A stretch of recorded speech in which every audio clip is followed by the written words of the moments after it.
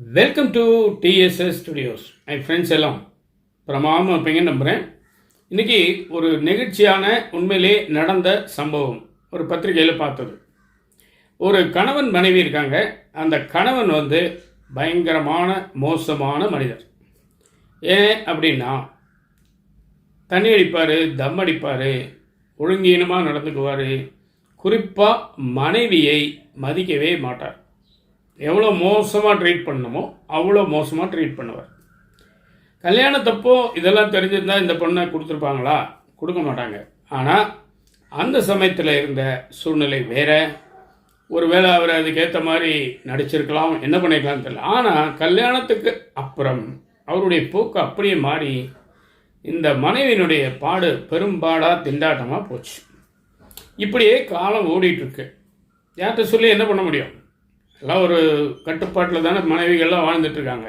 எத்தனையோ கஷ்டங்களை பொறுத்துக்கிட்டு, எத்தனையோ அவமானங்களை தாங்கிட்டு, குடும்ப கௌரவம் அது இது நம்ம வாழ்க்கை போயிடும், நம்ம இப்படி போனால் தங்கச்சி வாழ்க்கை வீணாயிடும் அப்படின்னு ஏதோ ஒரு தியாகத்தில் அவங்க காலத்தை ஓட்டிகிட்ருக்காங்க பாவம். இப்போது இந்த தம்பதிக்கு ஒரு பெண் குழந்தை பிறந்து கிட்டத்தட்ட அது 20 வயது 22 வயது நெருங்கும்போது இந்த அப்பா என்ன பண்ணுறாரு? மோசமான கணவர் என் பொண்ணுக்கு கல்யாணம் பண்ணணும் அப்படிங்கிறார். சரி அப்படின்னு முயற்சி பண்ணும்போது இவர் போடுற கண்டிஷன் என்ன தெரியுங்களா? எனக்கு வர மாப்பிள்ளை தண்ணி அடிக்கக்கூடாது, தம் அடிக்கக்கூடாது, தங்கமான பையனாக இருக்கணும், என் மகளை கையில் வச்சு தலையில் வச்சு தாங்கணும், அவளை நோகாமல் பார்த்துக்கணும், நியாயமான வேலைகளை தவிர அதிகமான வேலைகள் கொடுக்கக்கூடாது, அப்படி இப்படின்னு தான் பொண்ணை ரொம்ப பாதுகாப்பாக இருக்கணும், வச்சிருக்கணும் அப்படிங்கிற மாதிரி கண்டிஷன் போடுறோம். இப்படியே பெண் பார்க்கும் படலம், மாப்பிள்ளை பார்க்கும் படலம் தொடர்ந்துட்டுருக்கு. இன்னும் முடிவாகலை. இந்த கணவனுக்கு ஒரு நல்ல நண்பர், ரொம்ப காலமாக நண்பர். அவருக்கு ரொம்ப சங்கடம். இவன் இப்படி இருக்கான், இவனுக்கு வர்ற மாப்பிள்ளை மட்டும் அப்படி இருக்கணுமா? என்னடா நியாயம்னு மனசில் நினைக்கிறாரு, புழுங்குறாரு, சொல்கிறதுக்கு தயங்குறாரு. ஒரு நாள் தைரியத்தை வர வச்சுட்டு ஃப்ரெண்ட்ஷிப்பே போனாலும் பரவாயில்ல, நம்ம சொல்லிடணும். பொதுவாக அந்த காலத்து ராஜாக்கள்லாம் மந்திரிகள் வச்சுருப்பாங்க தெரியுங்களா? எதுக்கு? யோசனை மந்திரினே ஒருத்தர் இருப்பார். அவர் எடுத்து சொல்லுவார், இது பண்ணால் இது வருங்க, பண்ணாதீங்க, இது பண்ணால் இது வரும், இது நல்லது பண்ணுங்க அப்படின்னு அவங்க சொல்லுவாங்க. அது மாதிரி நம்ம ஒரு நண்பன் ஒரு நல்ல மந்திரியாக இருக்கணும். இப்போ இருக்கிற மந்திரிகளை எல்லாம் கம்பேர் பண்ணிடாதீங்க, வேஸ்ட்டு, சரிங்களா? அப்போது அவங்க அந்த யோசனை சொல்லணும் அப்படிங்கிற குணத்தில் இவர் நேராக அந்த நண்பர்கிட்ட பேசிடுறார்.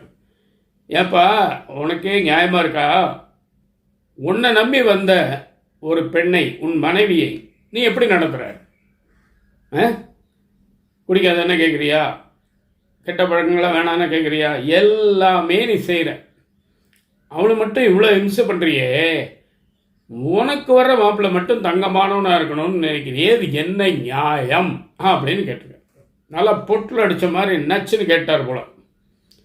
இந்த கணவன், இந்த அப்பா, இந்த நண்பன், இந்த குறிகாரன் யோசிக்க ஆரம்பிச்சான். எல்லா மனிதனுக்குமே ஒரு டேர்னிங் பாயிண்ட் இருக்குங்க. அந்த இடத்துல அவன் யோசிச்சிட்டான்னா தப்பிச்சான். அந்த இடத்த விட்டுட்டு அதுக்கப்புறம் போய் யோசிச்சான்னா பிரயோஜனம் இல்லை. அதனால் அந்த சரியான இடத்துல இந்த நண்பரை சொல்ல போக அவருக்கு சொல்லுன்னு உரைச்சிருக்கு. ஆஹா, எவ்வளோ அருமையான வார்த்தை! இது வரைக்கும் நம்ம இதை நினைக்கலையே. ஆண் தான் உயர்ந்தவன், பெண் மட்டம் அப்படிங்கிற அந்த ஆணாதிக்க உணர்வுனால தான் இந்த மாதிரி மனைவியை இல் ட்ரீட் பண்ண முடிஞ்சது அவரால். ஆனால் தாமக போகிற இடத்துல நல்லா இருக்கணும்னு நினைக்கிறாரு. என்ன நியாயம் அப்படிங்கிறது அவர் மனசில் பட்டுருச்சு. அன்னிலேருந்து யோசிக்க ஆரம்பித்தவர் படிப்படியாக குறுகிய காலத்தில் ஒவ்வொரு பழக்கமாக கைவிட்டு மனைவிக்கு முழு மரியாதை கொடுத்து ஒரு சக மனுஷியாக நடத்த ஆரம்பிச்சிட்டார். ஒரே ஒரு வார்த்தை இந்த நண்பர் சொல்ல போக அது சரியான இடத்துல அவரை குத்த அவர் திருந்தார். இதுதான் கணக்கு. இதைத்தான் நம்ம பழமொழியில் சொல்லி வச்சுருக்காங்க. நம்ம எங்கே கவனிக்கிறோம்? அதெல்லாம் ஊரார் பிள்ளையை ஊட்டி வளர்த்தால் தான் பிள்ளை தானே வளருங்கிறாங்க. அந்த ஊரார் பிள்ளைங்கிறது பக்கத்து வீட்டு குழந்தை அல்ல. நம்மளையும் நம்பி ஒரு பொண்ணை கொடுத்து கல்யாணம் பண்ணி வச்சாங்க பாருங்கள், அந்த மாமனார் மாமியார், அவங்க தான் ஊரான். சொந்தக்காரனோ இல்லையோ, வெளியாள்னு அர்த்தம் அதுக்காது. ஊரான்னா ஊரான் வீட்டு பிள்ளையை நீ ஊட்டி வள, நீ நல்லா வச்சுக்கோ அப்படின்னு சொல்கிறாங்க. அப்போ தான் பிள்ளை தானே வளரும்னு அர்த்தம். நீ கொண்டு போய் உங்கள் பொண்ணை எங்கேயாவது கல்யாணம் பண்ணி கொடுத்தீங்கன்னா உங்கள் பிள்ளை அழகாக அங்கே அருமையாக இருப்பான் அப்படிங்கிறது தான் அந்த பழமொழியினுடைய தாக்கம். சரிங்களா? இதுதான் இன்றைக்கி விஷயம். ஒரு மனிதன் எப்படி நடந்துக்கிறான், எந்த நேரத்தில் எப்படி திருந்துறான் அப்படிங்கிறதுக்கு ஒரு திருப்பு முனை அப்படின்னு சொல்கிறோம் இல்லைங்களா, அதை பற்றிய விஷயந்தான் இது. நிச்சயமாக இந்த விஷயம் உங்களுக்கு பிடிச்சிருக்கும்னு நம்புகிறேன். உங்கள் கருத்துக்களை எதிர்பார்க்குறேன். மீண்டும் அடுத்த எபிசோடில் சந்திப்போமா? அதுவரை உங்களிடம் விடைபெறுவது உங்கள் அன்பன் டி. சண்முக சுந்தரம், போத்தனூர், கோயம்புத்தூர். நன்றி, வணக்கம்.